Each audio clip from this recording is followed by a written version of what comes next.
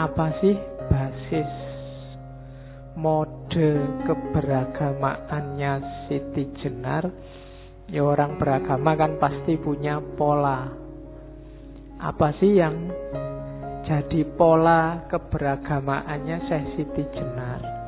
Itu dia ungkapkan ketika debat sama Sunan Bonang. Ketika Sunan Bonang undang Syekh Siti Jenar. Jadi modusnya apa? Yang pertama ya, itu kalimatnya begitu. Bonang, kamu ngundang saya datang di Demak. Saya males untuk datang sebab saya merasa tidak di bawah atau diperintah oleh siapapun kecuali oleh hati saya. Jadi yang pertama, orang beragama khususnya kelompok aulia itu lebih fokus pada mendayagunakan kolbu atau hati dibandingkan akalnya. Kadang-kadang orang menyebutnya mata batin. Jadi olah jiwa. Yang porosnya adalah kalbu. Kalau kalbunya, saya bilang tadi di awal, kalbunya menghadapnya ke ar-ruh tadi yang sumbernya Allah, menghadapnya ke cahaya. Karena kalbunya jernih menghadap ke cahaya, maka kalbunya juga bersinar.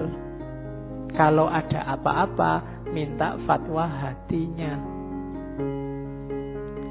Tapi kalau kalbumu menghadapnya ke jasad yang diopeni nafsu, hasrat duniawi, ya kalau kamu minta fatwa kalbumu akan memfatwakan hal-hal duniawi. Kalau gak percaya, kamu tanya sendiri sekarang. Kalau kamu tanya hatimu, yang paling enak saat ini apa? Coba jujurlah dengan dirimu. Itu jawabannya hatimu kira-kira apa? Kalau isinya barang-barang duniawi, misalnya IP 4 Pak, dapat pacar segera, lulus langsung kawin, kemudian apa cita-citamu? HP terbaru, apa S8, terus apalagi? Kalau isinya cuma itu yang kamu inginkan, ya berarti hatimu madepnya ke jasad. Atau tanyalah, kira-kira ada nggak cita-cita spiritualmu? Punya. Selama ini kan kalau ada orang tanya cita-cita, selalu jawabanmu kan cita-cita dunia. Jadi pilot, kuliah filsafat, cita-citanya pilot. Nggak ngerti aku pikiranmu.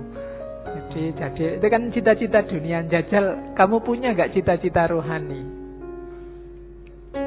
Kalau di tasawuf kan ada makom-makom. Punya nggak misalnya, Pak, nanti umur 40 saya pinginnya sudah mencapai makom apa, sudah bisa tawakal bagus, sudah bisa jadi orang sabar, sudah. Itu cita-cita spiritual.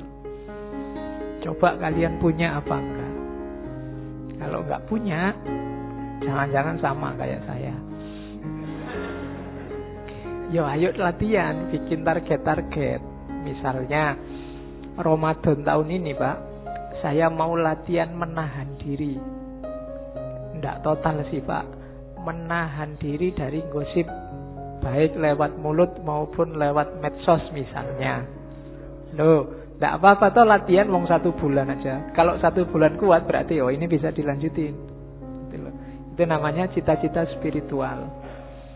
Saya, Pak, Ramadan ini dulu saya 1 Ramadan bisa khatam 3 kali. Sekarang sekali aja lah, Pak, syukur. Meskipun kadang-kadang nggak nyampe.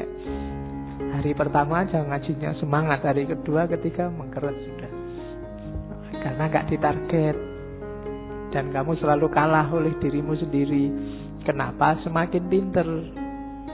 Semakin pinter kan alasanmu semakin banyak.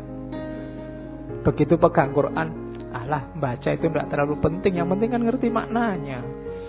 Kalau baca itu kan mesti kudu kamu semakin pinter. Dulu ngaji aja, sekarang tidak ada alasan. Yang penting menghayati, kan nggak usah wirid panjang-panjang. Yang penting nyambung sama Allah, hatinya ikut kan beres. Ngapain baca banyak-banyak, kan sekarang gitu. Akhirnya dua-duanya nggak jalan. Menghayati juga ndak, banyak juga ndak. Nah, itu kalah sama dirinya sendiri. Maka Syekh Siti Jenar ndak ada yang bisa merintah saya kecuali hatiku.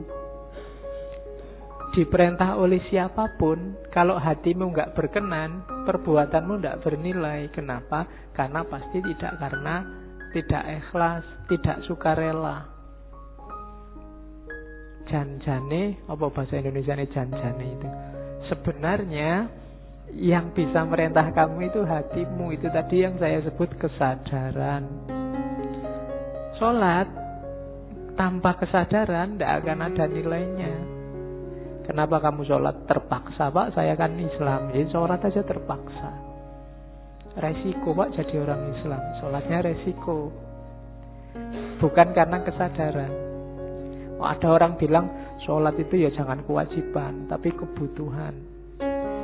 Belum, pertama-tama bukan kebutuhan, tapi kesadaran. Kesadaran itu berarti hatimu seneng, diperintah, condong, dan rela. Kalau kebutuhan itu kadang-kadang tidak rela ya, karena butuh aja. Tapi kalau hatinya rela itu tidak butuh pun mau, tidak ada manfaatnya pun ayo, tidak masalah. Itu berarti rela.